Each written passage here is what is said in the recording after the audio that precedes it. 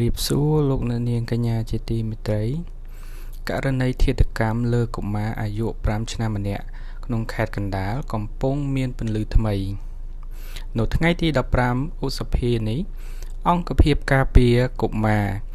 CPU បានបញ្ជាក់ថាសមត្ថកិច្ចបានកំណត់អត្តសញ្ញាណនិងចោទប្រកាន់ជនសង្ស័យទី2បន្ថែមជនសង្ស័យរូបនេះគឺជាស្ត្រីអាយុ27ឆ្នាំដែលត្រូវជាភរិយារបស់បុរសម្នាក់ដែលត្រូវបានចាប់ខ្លួនកាលពីថ្ងៃទី10ឧសភាពាក់ព័ន្ធនឹងការចាប់ជំរិតនិងសម្លាប់ក្មួយស្រីបង្កើតបច្ចុប្បន្នស្ត្រីរូបនេះត្រូវបានបញ្ជូនទៅសាលាដំបងខេត្តកណ្ដាលដើម្បី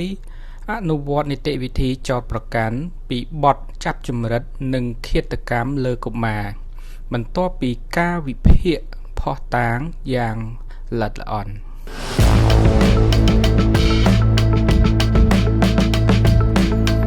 បន្តមកកាន់បញ្ហាព្រំដែនកម្ពុជាបានច្រានចោលការចោទប្រកាន់ពីភាគីថៃចំពោះការបាញ់កាំភ្លើងធំកងទ័ពថៃបានប្រកាសត្រៀមជើងការប្រយុទ្ធដោយចោទថាមានការបាញ់កាំភ្លើងធំប្រភេទ M79 ពីភាគីកម្ពុជាចូលតំបន់ហួយតាម៉ារីយ៉ាទល់មុខតំបន់វាលឥន្ទ្រីខេត្តព្រះវិហារកាលពីថ្ងៃទី14ឧសភាទោះជាយ៉ាងណាក្រសួងការពារជាតិកម្ពុជាបានបដិសេធទាំងស្រុងនិងចាត់ទុកថាជាព័ត៌មានមិនពិត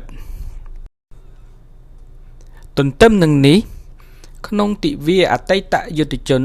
15ឧសភាលោកនាយករដ្ឋមន្ត្រីហ៊ុនម៉ាណែតបានប្រកាសពីការកែទម្រង់យោធាបង្រួមក្បាលពង្រីកខ្លួនលោកបញ្ជាក់ថាកម្ពុជាត្រូវការកងទ័ពដែលរឹងមាំនិងរស់រវើកមិនមែនធំដោយសារខ្លាញ់នោះទេដោយត្រៀមលុបចោលការិយាល័យនិងនាយកដ្ឋានមួយចំនួនដែលមិនចាំបាច់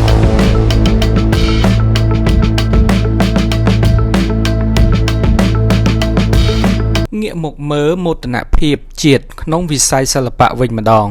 លោកស្រីសូកូផៃឈ្មោះខ្មែរផៃសុគន្ធាដែលជាសាស្ត្រាចារ្យនៅសាកលវិទ្យាល័យបារាំងប៉ារីសទី8បានសម្ពោធសៀវភៅថ្មី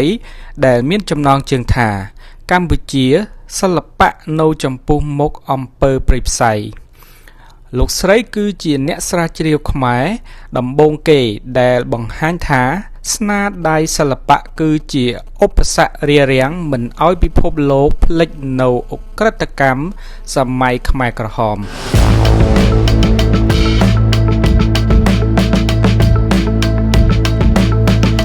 ជាចុងក្រោយគឺបញ្ហាធារាសាស្ត្រនិងវិបត្តិមនុស្សធម៌ពលរដ្ឋនៅឃុំកំពង់ឃ្លាំងខេត្តសៀមរាបកំពុងជួបការលំបាកក្នុងការធ្វើដំណើរទៅកាន់បឹងទន្លេសាបដោយសារទឹកក្នុងព្រែកស្រមោចស្រកចុះស្ទើររីងស្ងួតអង្គការ WFP បានព្រមានថាកុមារប៉ាគីស្ថានរាប់លាននាក់កំពុងប្រឈមនឹងភាពអត់ឃ្លានដោយសារជម្លោះជាមួយប៉ាគីស្ថាននិងសង្គ្រាមនៅអ៊ីរ៉ង់ចំណែកនៅឥណ្ឌាក្រុមប្រទេស BRICS